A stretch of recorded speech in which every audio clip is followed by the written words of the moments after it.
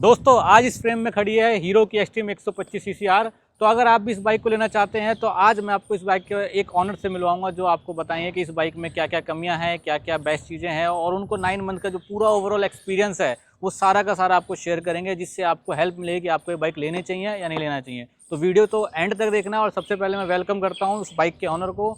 ये है बाइक के ऑनर, आपका नाम? साकिब। तो साकिब भाई आज हमें बताएंगे इस बाइक का कंप्लीट ऑनरशिप। तो आप सबसे पहले बात करते हैं, आपने बाइक ये कब परचेस करी थी? भाई ये मैंने परचेस करी थी 23 नवंबर 2025 में। ओके, मतलब अप्रोक्सीमेटली 8 महीने या 9 महीने हो चुके हैं। 8 या 9 महीने। कितने किलोमीटर आप ड्राइव कर चुके हैं? अब तक ये करीब 4000 किलोमीटर चल चुकी है। ओके, 4000 किलोमीटर ड्राइव कर चुके हैं 9 महीने में, तो अच्छा खासा ड्राइव है इनका। सो आपने ये बाइक कितने में परचेस किया था आपने? भाई अभी तो खैर इसके प्राइजेस थोड़े इंक्रीज हो गए हैं, लेकिन जब मैंने परचेस करी थी तो उस टाइम इसका एक शोरूम मतलब ऑन रोड कॉस्ट थी दिल्ली के अंदर 1,22,000 की मुझे ऑन रोड कॉस्ट करी थी। ओके, तो स्टार्ट करते हैं अब बाइक के बारे में। तो सबसे पहले आप कमियां बता दीजिए जो आपको अभी इस 9 मंथ के जो टर्नओवर है उसमें आपको मिला है, फेस करने को। देखो कमियां यार इस तरीके से रही हैं इसके अंदर की कुछ कमियां जैसे स्टार्टिंग में मिली, फिर वो ठीक हो गई, फिर कुछ नई कमियां आ गई, मतलब इस तरीके से रहा हो, फिर वो ठीक हो गई इस तरीके तो से। कुछ ऐसी कमियां जो आपको बहुत ज्यादा बेकार लगी हो? देखो अगर आप इसको कुछ कमियां ऐसी कह सकते हो कि जो कॉमन है, मतलब आपको 90% एक्सट्रीम में देखने को मिलेगी, वो आपके साथ शेयर करता हूँ। सबसे पहले सबसे पहली दिक्कत आपको लगेगी इसकी गियर शिफ्टिंग के अंदर। गियर शिफ्टिंग जो थोड़ा सा हार्ड है ये मतलब आपको लगभग सभी लोग कहते हुए मिलेंगे। और कुछ लोग कहते हैं कि भाई हार्ड इसलिए लगता है क्योंकि क्या नाम है, आप इसका ढंग से क्लच प्रेस नहीं करते होगे, ऐसा वैसा। ऐसा कुछ नहीं है, जेन्युइन इशू है, हर एक्सट्रीम में है, क्लच का इशू नहीं है। एडजस्ट कराने के बाद 2-3 दिन सही चलता है, उसके बाद दोबारा ऐसे हो जाता है। मतलब ये कॉमन है, आपको गियर शिफ्टिंग इसकी हार्ड लगेगी।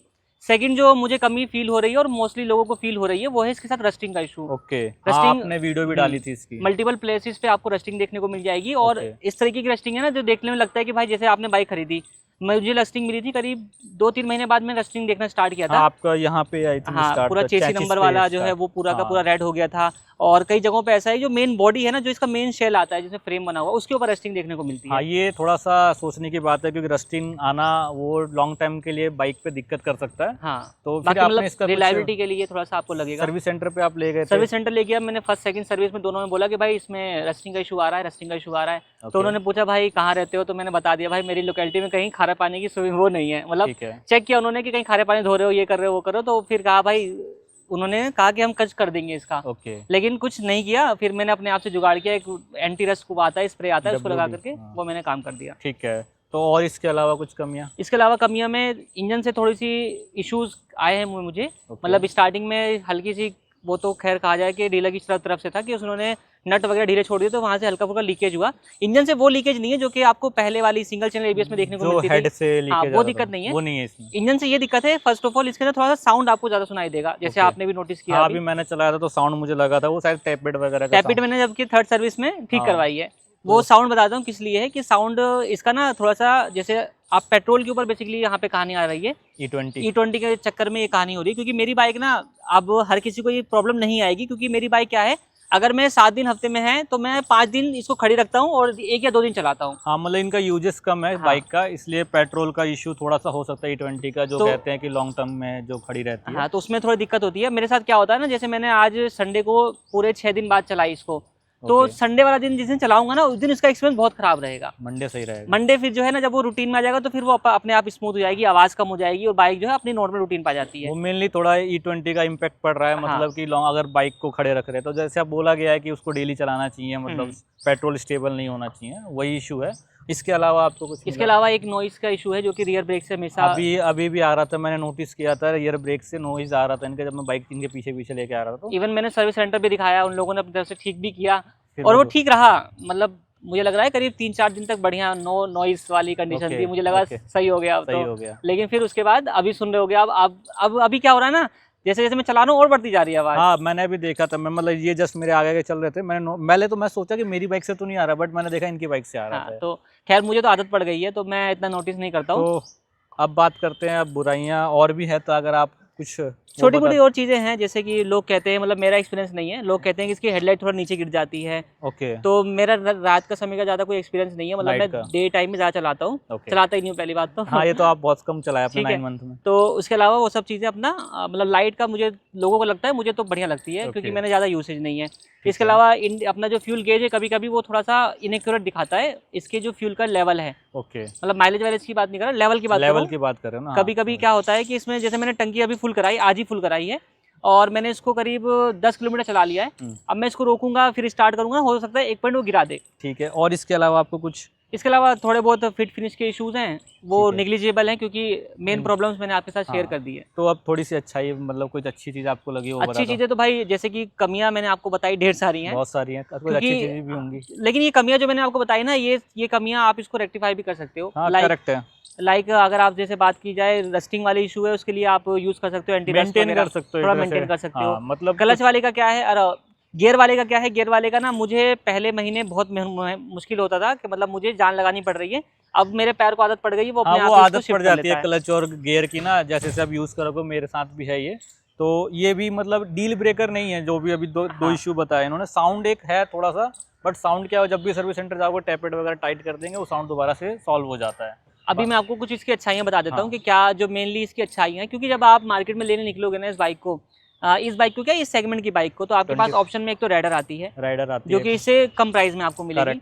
इसके अलावा एक आती है CB Hornet 125, वो इससे थोड़े एक्स्ट्रा प्राइस में हो। इवन उसका प्राइस इतना है ना भाई कि मुझे लगता है कि भाई उसको परचेस करने से अच्छा है आप N160 को देख सकते हो। वो देख सकते हो, आराम से इजीली दे सकते हो, क्योंकि वो ना ज्यादा मतलब आपको परफॉर्मेंस, लेकिन वहाँ पे डिपेंड ये करता है कि आपको परफॉर्मेंस चाहिए, क्योंकि वहाँ से आपको माइलेज के साथ थोड़ा बहुत कॉम्प्रोमाइज होगा। बायर के ऊपर डिपेंड करता है वो किस हिसाब से। बट मुझे जो लगता है ना भाई, CB Hornet परचेस करने से अच्छा आप 160 ले सकते हैं, अगर आपको थोड़ा सा परफॉर्मेंस ओरिएंटेड 125 से ऊपर जाना है तो। 125 से ऊपर जाना है। बाकी फिर आती है भाई अपनी एक्सट्रीम, एक आती है NS 125। NS 125 का भी प्राइस शायद ज्यादा है। ऐसे लोग उसको ज्यादा इतना कंपेयर नहीं करते, उसकी ऑडियंस बंधी हुई है, जो क्या कहते हैं मेल करके, क्या कहते हैं मेल, डेफिनेटली मेल वाले पर्सन है, वो उधर चले जाते हैं, पल्सर वाले इसमें। तो बाकी एक्सट्रीम को आप देखोगे ना, तो एक्सट्रीम में मुझे जो पसंद आता है ना, जब मैंने इसको परचेस करने की देख रहा था, तो इसके मेन है सबसे बेस्ट हाईलाइट है इसके फीचर्स। हीरो ने जो भर भर के इसमें फीचर दिए हैं, इसमें ड्यूल चैनल ABS दे दिया है, TFT अपनी डिस्प्ले। क्योंकि जब आप इसको ऑन पेपर देखोगे, चला के नहीं, ऑन पेपर जब आप इसको देखोगे ना, तो ये किसी के सामने वो नहीं है, मतलब इसके सामने कोई स्टैंड नहीं करता है। करेक्ट, ये बिल्कुल आगे निकल जाती है। ऑन पेपर का एक्सपीरियंस अलग है और रियल लाइफ का एक्सपीरियंस अलग है। मैं आपको बता ही रहा हूँ, इनसे पूछ ही रहे हम रियल लाइफ का। तो फिर आगे जैसे इसमें फीचर्स मिल जाते हैं आपको, क्रूज कंट्रोल। अगर आपकी हाईवे रनिंग ज्यादा है, आपको लगता है कि आपकी बाइक में क्रूज कंट्रोल होना चाहिए, तो बढ़िया है भाई, काम पूरा करता है। आप दोनों हाथ छोड़ के चला सकते हो, रिकमेंडेड नहीं है बट चलती है। मतलब क्रूज कंट्रोल मतलब कभी यूज किया है क्रूज कंट्रोल? मैंने बहुत बार यूज किया है। स्टार्टिंग डेज में मैंने अच्छा खासा यूज किया, उसके बाद फिर मैंने, क्योंकि मेरा दूसरा वाला घर था, तो जब से देहरादून एक्सप्रेसवे पे 2 व्हीलर अलाउड नहीं हुआ ना, तब से मैंने जाना बंद कर दिया है। तो मेरा क्रूज कंट्रोल यूज होना बंद हो गया है। जब तक था तब तक मैंने यूज किया इसको, और बढ़िया तरीके से काम करता है। मतलब करना चाहे तो आप यूज कर सकते हैं। तो अब बात करते हैं, आपने कुछ अच्छे पॉइंट्स भी बताए थे। लुक आपको अभी चलने दो ना। इसके अलावा इसमें एक चीज़ मुझे पसंद आती है, जो कि मैंने नोटिस की खुद से, इसमें आता है राइड बाय वायर। मतलब थ्रोटल रिस्पॉन्स आपको तुरंत देखने को मिलता है, और वो चीज़ में फील भी होती है। मतलब इसमें जो फीचर दिया है वो काम आता है। तो 1 मिनट में राइड बाय वायर बता देता हूँ, क्योंकि बहुत से न्यू व्यूअर्स होंगे जिनको पता नहीं होगा। क्योंकि बहुत इसमें क्या होता है कि आप नॉर्मल बाइक्स में देखेंगे तो एक वायर होता है जो कि यहाँ थ्रोटल से इंजन तक जाता है। इसमें वो सिस्टम नहीं होता, इसमें सेंसर बेस्ड होता है। एक सेंसर यहाँ, एक सेंसर इंजन पे लगा, ECU के पास लगा होता है, जो कि थ्रोटल को रिस्पॉन्स करता है ECU पे डायरेक्ट, वायर के थ्रू नहीं करता। इसी को कहते हैं राइड वायर वायर। और ये थोड़ा सा अच्छी बात तो है, बट कुछ लोगों के थ्रोटल बॉडी खराब भी हो रही है, तो ये दिक्कत भी आपको कर सकता है। बट अभी इनिशियल मुझे लगा था बीच में कि भाई मेरी थ्रोटल बॉडी खराब हो गई है, क्योंकि बाइक जो है वो पिकअप नहीं ले रही थी उस टाइम पे। 30 के ऊपर, जस्ट 30 के बाद 31 जैसे होता था ना, बाइक एक तरीके से ब्रेक कर रही थी। मतलब ऐसा लगा था इंजन की पावर खत्म हो रही है। बट क्या हुआ, वही वाला पेट्रोल वाला दिक्कत थी, वो बाइक की दिक्कत नहीं थी, वो पेट्रोल की दिक्कत थी। पेट्रोल मैंने चेंज किया, उसके बाद बाइक अपने कंडीशन में दोबारा आ गई। इसके बाद बात करें भाई, जो कि मुझे लगता है कि 90% एक्सट्रीम वाले बायर्स जो है ना, इस पॉइंट पर एग्री करेंगे इसके लुक्स को लेकर के। क्योंकि भाई देखो 125 सीसी की बाइक है, लेकिन लुक वाइज आप देखोगे ना, तो आपको फील ही नहीं आएगा कि 125 सीसी की बाइक ये है। और इतना जबरदस्त लुक है, मतलब लुक जस्ट एक सब्जेक्टिव वैसे तो होता है, ये तो सब्जेक्टिव, बट 90% लोगों को इसका लुक पसंद आता है। बहुत ज्यादा स्पोर्टी लुक बना रखा है मुझे भाई इसका साइड लुक और जो रियर का लुक है बहुत बढ़िया लगता है। फ्रंट में हेडलाइट से तो कभी कभी मुझे लगता है कि यार थोड़ा सा मुझे मतलब थोड़ा सा पसंद कभी कभी नहीं आती है, बट ओवरऑल बात की जाए तो लुक मुझे बहुत बढ़िया लगता है। 90% लोगों को लुक इसका पसंद है स्पोर्टी में। बाकी चलाने में बाइक बढ़िया है, और उसके अलावा जो फीचर्स दिए गए हैं, क्रूज कंट्रोल हो गया, राइड बाय वायर हो गया, इवन जो इसके अंदर आपको चीज़ मिलती है ना, डुअल चैनल ABS, क्योंकि ये भी एक डील ब्रेकर है, क्योंकि इस सेगमेंट के अंदर आपको बाकी 125 सीसी में किसी में भी डुअल चैनल ABS देखने को नहीं मिलेगा। बट इसका जो डुअल चैनल ABS है ना, वो मैंने नोटिस खुद से किया है, क्योंकि मैंने बाकी डुअल चैनल ABS वाली बाइकें चलाई हैं, तो मैंने नोटिस किया ना, जो भी डुअल चैनल ABS वाली बाइक होती है उसमें रियर ब्रेक थोड़े हल्के होते हैं। हाँ। बट इसमें क्या है कि इसमें इसका फ्रंट ब्रेक तो बढ़िया है ही, इसका रियर ब्रेक भी बहुत बढ़िया है। आवाज करता है वो अलग कहानी है, लेकिन काम बढ़िया करता है। ठीक हो जाएगा, मे भी हो सकता है इसी यूनिट में दिक्कत हो, हाँ वो ठीक हो जाएगा, आवाज का तो कोई इशू नहीं है, बट ब्रेक है अच्छे, मतलब लेकिन काम बढ़िया करता है। मतलब आपको एक कॉन्फिडेंस देगा भाई कि अगर आप करते हो, जैसे लोग आजकल हाइपर राइड करते हैं, हाइपर राइड करते तो हैं, उस कंडीशन में भी आपको एक बढ़िया स्टेबिलिटी प्रोवाइड करेगा, आपकी ब्रेकिंग जो है बढ़िया रखेगा। ओके, तो अब बात करते हैं कि माइलेज आपको क्या मिल रहा है। माइलेज देखो भाई 3 मोड आते हैं इसमें, आपको 3 अलग अलग मोड है, 3 अलग अलग परफॉर्मेंस उनकी है। इको मोड आता है, रोड मोड आता है, एक पावर मोड आता है। इको मोड में रिसेंटली मैंने थर्ड सर्विस के बाद एक टेस्ट किया, सिटी में चलाया विद हाईवे के साथ में, मतलब 40% सिटी, 40% हाईवे और 20% ट्रैफिक। तो मुझे इसका जो मिक्स कंक्लूजन मिला है 60.5 का माइलेज दिया है इसने। 60.5 का स्पोर्ट्स बाइक के लुक में बहुत अच्छा माइलेज है। अगर आपको पूरी वीडियो देखनी हो तो भाई के चैनल पे देख सकते हो, ठीक है। इवन भाई मैं बता दूं कि मैं एक्सपेक्ट नहीं कर रहा था बिल्कुल भी। हाँ, मैं भी सोच रहा हूँ, मैं भी शॉक्ड हो गया अभी 60 का माइलेज देख के। जब मैंने कैलकुलेशन लास्ट जो होता है ना कि मतलब इतने में से इतने में किया है और ऐसा किया, जैसे मैंने वो कैलकुलेट किया ना, मुझे लगा भाई ये तो अनएक्सपेक्टेड हो गया। आज तो लगा, आज के बाद लग रहा है मुझे इको पे चलानी पड़ेगी अगर माइलेज चाहिए तो। हालांकि चलाता नहीं हूँ मैं, क्योंकि मैं नॉर्मली इसको यूज करता हूँ रोड मोड पे या पावर मोड पे, क्योंकि इको मोड पे क्या है ना, मतलब हर किसी का अपना वो हो सकता है पॉइंट ऑफ व्यू। मुझे इको मोड पे ऐसा फील होता है कि बाइक जो है वो पावर नहीं दे रही है, बहुत कम हो रही है। मैंने एक्चुअली ग्लैमर चलाई थी इको मोड पे, तो मुझे फील अच्छा नहीं आया था। नॉर्मली एक्सट्रीम जिसके पास भी होगी वो या तो रोड मोड या तो पावर मोड पे चला रहा हूँ। इसके बाद बात करें अपने रोड मोड की, रोड मोड का एक तरीके से चलाने की बात करें तो उसमें मिक्स पावर मिलती है। मतलब वो आपको एज अ सिटी पर्पस के हिसाब से बहुत अच्छा रिस्पॉन्स ऑफर करती है। आपको ज़रूरत महसूस नहीं होगी कि आप मतलब भगाने वाले चांस में तो ही आप पावर मोड लगाएंगे, अदरवाइज रोड मोड ओके है, बढ़िया रहता है, तो उसमें कमी महसूस नहीं होगी। इसकी माइलेज के बारे में बात करूँ तो मुझे जहाँ तक याद है कि इसमें 52 के अप्रोक्स आया था, क्योंकि मैंने सेकंड सर्विस कराई थी, उसके बाद इसको मैंने टेस्ट किया था। 52 सही माइलेज बेस्ट है 52 अगर देखा जाए तो रोड मोड में। अगर आपने कोई पावर मोड में टेस्ट किया हो? पावर मोड में भी टेस्ट किया है और उसका थोड़ा सा रिजल्ट भी बताता हूँ। पावर मोड की पहले बात करें चलाने में कैसा है। पावर मोड मुझे चलाने में बहुत बढ़िया लगता है। अच्छा, मतलब उसका रिस्पॉन्स एक अच्छा आता है। थ्रोटल जो है, जब आप उसको नॉर्मल रोड मोड में चला रहे हो, 1 महीने रोड मोड में चला लिया आपने, आपका दिमाग सेट हो गया है, देन जैसे आप इसको पावर मोड में शिफ्ट करोगे आपको लगेगा कि आपकी बाइक का कैरेक्टर बदल गया है। 250 सीसी इंजन हो गया? नहीं 250 नहीं, 125 में वो थोड़ा सा आपको अपना मैक्सिमम पोटेंशियल देता है, वो अच्छा हो जाता है उस टाइम। आरपीएम वगैरह बढ़ जाते हैं, मैक्सिमम जो आपको उसका रिस्पॉन्स है वो देता है, मैक्सिमम इंजन का मैक्सिमम रिस्पॉन्स मिलता है पावर मोड में। अब हुआ क्या कि भाई देखो, इको मोड पे 60 की निकाल दी, रोड मोड पे 52 की निकाल दी। मैंने टेस्ट किया इसको रोड मोड पावर मोड के ऊपर भी, लेकिन शायद से उस कंडीशन मुझे याद नहीं है, लेकिन मैंने उसको शायद ज़्यादा नॉर्मल मतलब नॉन ट्रैफिक में चलाया था, उसने मुझे 57 या 56 का माइलेज दे दिया।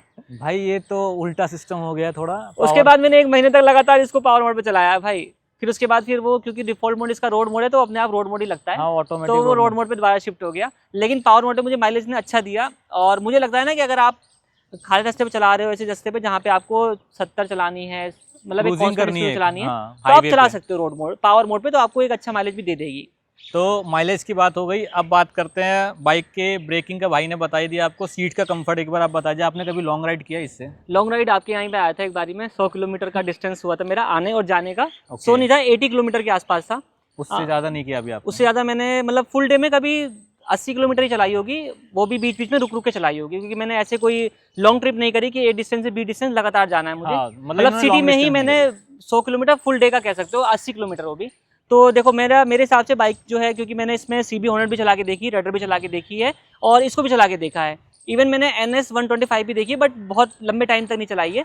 CB का मेरा अच्छा मेरा यूसेज का मतलब आइडिया है मुझे। CB की जो सीट है ना, वो थोड़ा सा ज़्यादा कुशनिंग उसकी कम है, वो सीट थोड़ा हार्ड फील होती है मुझे, मेरे वेट के हिसाब से भी ये हो सकता है। अब इसका क्या है ना, इसकी सीट मुझे काफ़ी कुशनिंग वाली लगती है as compared to CB hornet 125, but मेरा वेट कहीं ना कहीं थोड़ा कम है, तो इसकी सीट की कुशनिंग को मैं इतने प्रॉपर यूज नहीं कर पाता हूँ, क्योंकि वो इतना दबती नहीं है, और लॉन्ग राइड भी भाई ने ज़्यादा नहीं किया, ओनली सिटी ड्राइव ही किया एक तरह से। आप देख लो 80 किलोमीटर सिटी में ही, जब ये मेरे इधर आए थे तो भी वो सिटी था, मैं दिल्ली के एक कोने से दूसरे कोने पे आए थे। मतलब मुझे सीट जो है ना, ये मेनली जो राइडर साइड है, ये मुझे ठीक लगती है, क्योंकि मैंने ज़्यादा इससे यूज नहीं किया, तो मैं इसमें कमियां नहीं निकाल सकता। बट पिलियन सीट की अगर मैं बात करूँ तो अगेन पिलियन सीट भाई देखो, राइडर वगैरह से कंपेयर कर रहे हो तो वहाँ पे ज़्यादा आपको कंफर्ट मिलेगा, लेकिन अगेन CB हॉर्नेट से कंपेयर कर रहे हो तो इसकी सीट ज़्यादा कंफर्टेबल है, भले ही ऊंची है, और क्या नाम है, लेडीज़ के लिए इतनी कंफर्टेबल नहीं रहने वाली, लेडीज़ के लिए नहीं होती ज़्यादातर कंफर्टेबल, बट अगर पिलियन मतलब लड़का है या जो दोनों साइड पैर करके बैठ सकते हैं उनके लिए थोड़ा सा सही है। बट इसका एडवांटेज ये है कि इससे थोड़ा लुक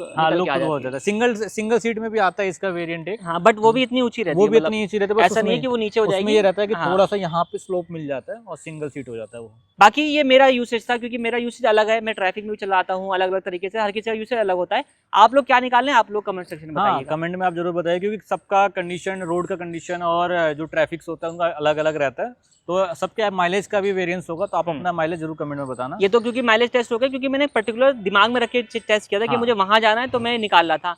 अगर मैं अपने रूट की बात करूंगा ना, क्योंकि मेरा रूट जो है ना वो कंजेस्टेड एरिया में पड़ता है। पुरानी दिल्ली से मैं जनरली करोल बाग के बीच में ट्रेवल करता हूँ, और बहुत ज्यादा कंजेस्टेड ये 6 किलोमीटर का जो डिस्टेंस है ना, इसमें आप अगर इसको सिर्फ जब तक आप रानी झांसी फ्लाईओवर पर नहीं चलोगे तब तक आपकी गाड़ी 50 के ऊपर नहीं जाएगी। उससे पहले आपकी गाड़ी 30-35 ऐसे चलती रहेगी, और कई बार ऐसा होगा ट्रैफिक में खड़ी रहेगी। तो मुझे उस कंडीशन में करीब 44 या 43 का माइलेज देती है। ओके, तो वो कंडीशन अलग है, ये कंडीशन अलग है।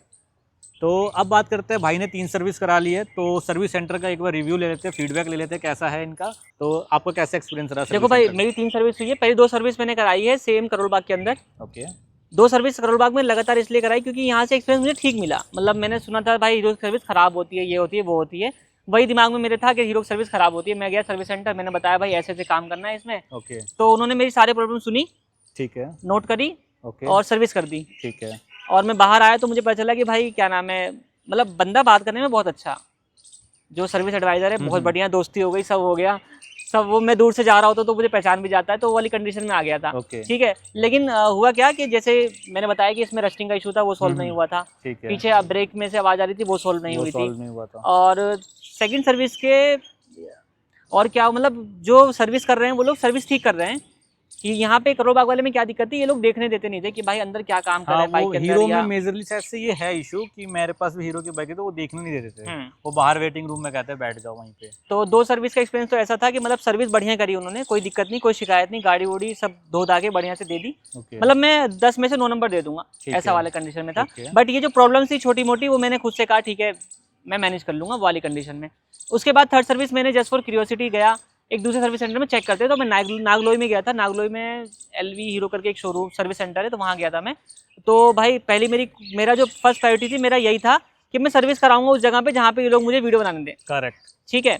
मैंने हालांकि जाते टाइम नहीं पूछा था, मतलब ऐसे मैं रैंडम गया, देन मैंने बात करी कि भाई मुझे वीडियो बनानी, तो उन्होंने अलाउ कर दिया। मैंने कहा कर दो सर्विस, तो भाई उन्होंने मेरे सामने सर्विस करी, तो मुझे पूरा सर्विस का मैंने एक्सपीरियंस चेक किया अपना।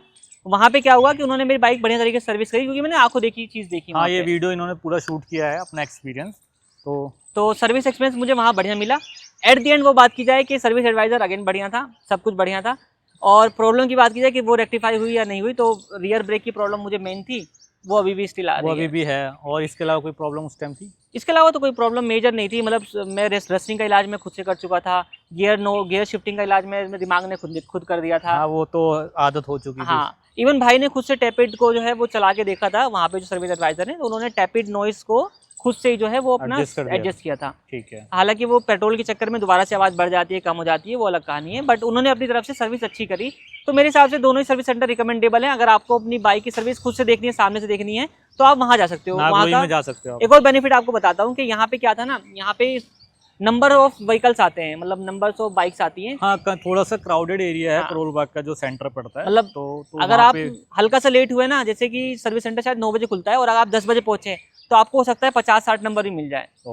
लेकिन वहाँ क्या था ना, वहाँ मैं गया हूँ करीब दिन के 2 बजे और मेरा सर्विस का नंबर उसके कुछ देर बाद आ गया था। तो अगर आपके पास भी हीरो की बाइक है तो एक बार उस सर्विस सेंटर विजिट कर सकते हैं। अगर आपको कोई इशू आ रहा है तो एक बार ट्राई कर सकते हैं, कैसा आपका फीडबैक रहता है। मतलब मैंने जस्ट फॉर क्यूरियोसिटी किया था कि चलो थोड़ा सा दूर जाके देखेंगे, एक बार चेंज करना चाहिए अगर आप सेटिस्फाइड नहीं है अपने सर्विस सेंटर से।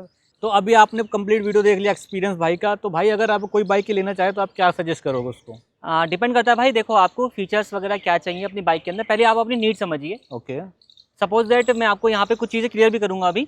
जैसे कि आप लेने की सोच रहे हैं, आपका बजट 1,30,000 रुपये के आसपास का ही है और आपको 125 सीसी ही के अंदर बाइक परचेज करनी है। लाइक अगर आप रेडर देख रहे हो, सीबी हॉर्नेट देख रहे हो, एक्सट्रीम देख रहे हो या एनएस देख रहे हो। एक्सट्रीम लेने का रीजन बताता हूँ। फर्स्ट ऑफ ऑल इसमें जो फीचर्स आपको मिलेंगे वो जैसे मैंने आपको पहले बताया कि आपको कोई भी दूसरी बाइक ऑफर नहीं करती है। एग्जाम्पल के लिए ड्यूल चैनल एबीएस हो गया, और ये कोई और नहीं करता। बढ़िया काम कर रहे हैं, मतलब ये चीज़ें काम कर रही हैं। अब अगर आप देख रहे हो भाई एक ऐसी बाइक जिसमें थोड़े से आपको रिलायबिलिटी का आपको लॉन्ग टर्म में रखना है और रिलायबिलिटी चाहिए, तो फिर मैं सजेस्ट करूंगा कि आप होंडा की तरफ जा सकते हो। होंडा का इंजन थोड़ा रिलायबल है ज़्यादा। 2 रीजन है भाई, एक तो होंडा का जो इंजन है वो बहुत ज़्यादा रिलायबल है। दूसरा चीज़ क्या है कि उसकी सर्विस जो है ना, सर्विस इंटरवल थोड़ा सा ज़्यादा है। मैंने जब इसको लिया मुझे आइडिया नहीं था, टू बी वेरी ऑनेस्ट, कि इसको लेने के बाद हर 3000 किलोमीटर के बाद या 3 मंथ के बाद मुझे सर्विस सेंटर जाना ही पड़ेगा। ओके, होंडा का आई थिंक 6000 किलोमीटर। होंडा में क्या है कि होंडा में आपको 5500 किलोमीटर के बाद जो है वो जाना पड़ेगा। तो जो सर्विस इंटरवल है बेसिकली वो होंडा में ज़्यादा है। तो कहीं ना कहीं आपको जो है ना, क्योंकि इंजन थोड़ा सा अच्छा मिल जाता है उसमें भी इस चक्कर में, तो उसका सर्विस इंटरवल ज़्यादा आपको मिलेगा। रेडर का मुझे आइडिया नहीं है। बाकी एक्सट्रीम का इंटरवल थोड़ा सा कम है, मतलब कि आपको फ्रीक्वेंटली सर्विस सेंटर का चक्कर लगाना पड़ेगा। मेंटेनेंस थोड़ा सा इसमें ज़्यादा लग सकता है कुल मिलाकर, अगर हम देखें ईयरली अगर चेक करें तो, क्योंकि उसमें 3 सर्विस होगी 1 साल में, इसमें आई थिंक 4 हो जाएंगी। बट भाई देखो, एक्सट्रीम लेने का मन है उन लोगों के लिए, क्योंकि मेरे पास अक्सर ये कमेंट आता है कि भाई बाइक बुक करा दी है, आपकी वीडियो देख ली है, समझ नहीं आ रहा है क्या करूं क्या ना करूं।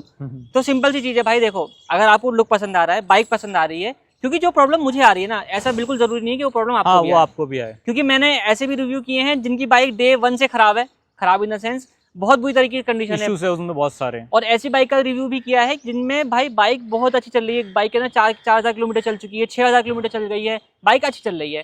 तो 2 तरीके के एक्सपीरियंस है, बट डिपेंड करता है कि आपको कौन सा यूनिट मिलता है। करेक्ट। तो लेने से पहले आप अच्छे से पीडीआई करें, कोशिश करें बाइक को चलाएं, उसके बाद ही बाइक फाइनलाइज करें। कहीं कमी लगती है तो बाइक को छोड़ दें, क्योंकि कई बार ऐसा होता है कि स्टार्टिंग की प्रॉब्लम दिख जाती है, रस्टिंग की प्रॉब्लम देखकर बाइक लें, उसके अलावा इंजन चला करके देखें, उसके बाद बाइक लें और अच्छे से पीडीआई करके बाइक लें। बाकी लेने की बात रही, सेम बजट है, बाइक पसंद आ रही है तो डेफिनेटली आप जा सकते हैं। तो गाइज अगर वीडियो पसंद आए तो लाइक कर देना, और ऐसे ही वीडियो देखने के लिए मेरे चैनल को सब्सक्राइब कर देना। मिलते हैं चलो नेक्स्ट वीडियो में, बाय बाय।